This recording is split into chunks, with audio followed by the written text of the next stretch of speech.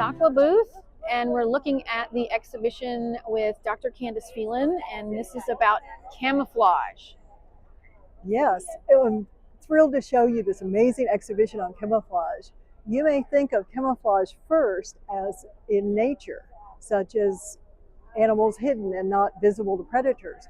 But I was amazed at the different kinds of camouflage our artist members proposed in this exhibition, juried by Lorraine Roy, things I had never thought about.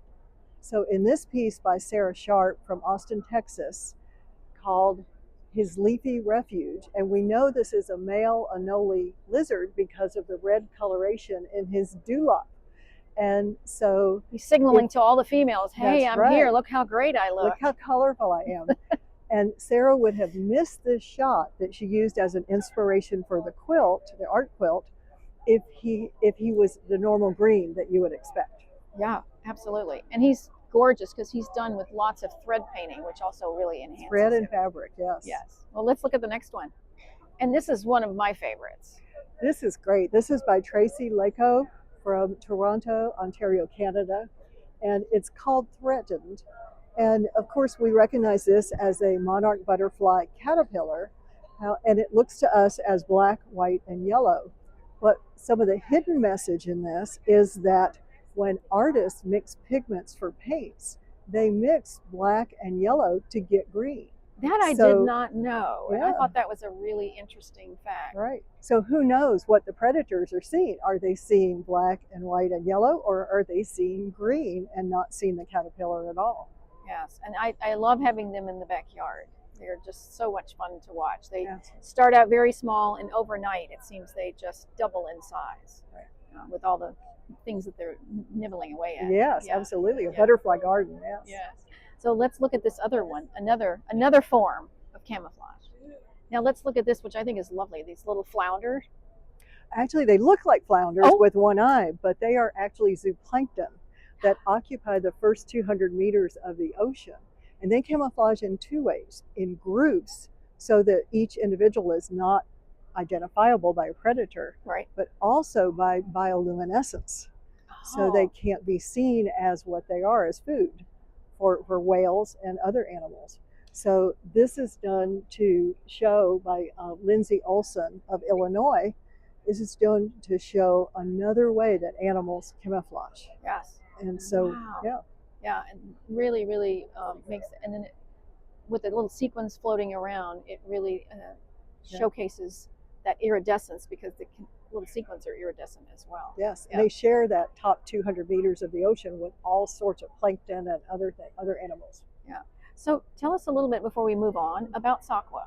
Yeah, Studio Art Quilt Associates is an organization to promote the art quilt.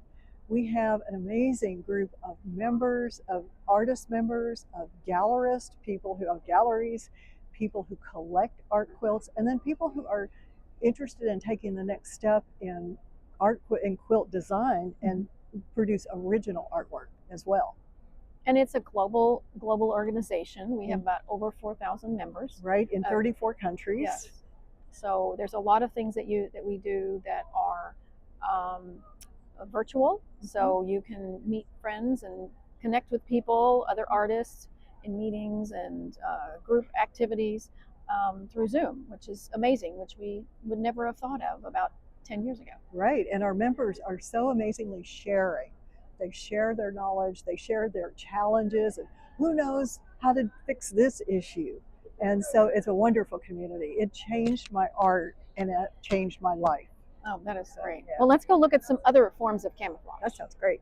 Okay, now we're talking about a different kind of camouflage, in the sense of that it is about community. It's about the global camouflage that can affect the global world that we live in. Right. And this beautiful piece is by Luanna Rubin from Boulder, Colorado, and it represents a species of butterfly, and that is endangered.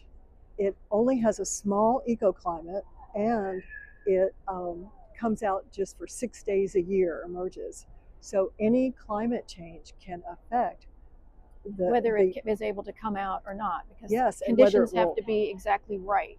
Right, and whether it will survive in a different climate and it's a pollinator. And so this represents all of the pollinators in the world that help us produce the food source for the entire globe. Absolutely. So, Well, it's a gorgeous quilt. It's really, really beautiful. And this piece is very well camouflaged because from one perspective, it you see one thing, and when you step back about, what did you say was the best amount of, about 20 feet about away, 20 feet away. you see something totally different. Yes. And what you see is really an amazing way to think of camouflage. Yes. So the quilt we just saw was about global camouflage. This is more about community camouflage. And in this quilt, the artist Lina Mizoros depicts, she's from France, and she depicts a child lost in the rubble of a decaying city and community. And that child has to go through the rubbish to even find enough food to survive. But then what you see when you step back is the conscience of the community and Right. who's looking out for each of our communities and making sure that they're healthy and thriving. Right, and can go forward. Yes, and so that's another kind of community camouflage. Yes, well, it's definitely a really resourceful and interesting way to use materials to present two different visions based on where you're standing. Absolutely. Yeah, wonderful. All right, let's go look at another piece. Yeah, and so this one is about personal camouflage. Absolutely. And how we, as humans, often don't present everything about ourselves to the rest of the world. Right, and this exciting piece is by Caryl, Bryer, Fallert-Gentry, who lives in Washington State in the U.S., and it's called Personal Transparency. Yeah. And the question is, when and if should we reveal our innermost thoughts and emotions, and when is it safer, perhaps, like a group of animals together, to just blend in and be part of the community? So it's like, when does the mask come up, and when is it safe to put the mask down? So it's a very deep, thought-provoking piece. Yes. And it's amazing that just another example of how, when you think of camouflage, there's a whole world of camouflage to consider. Absolutely, absolutely. So it's a really beautiful exhibition to look at, and then there's a lot of things that really make you stop and think.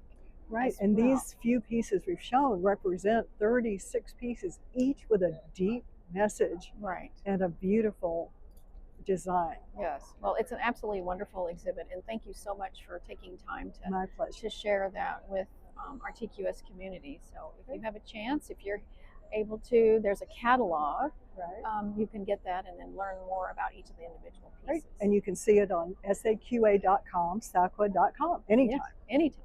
Yes. Thank you.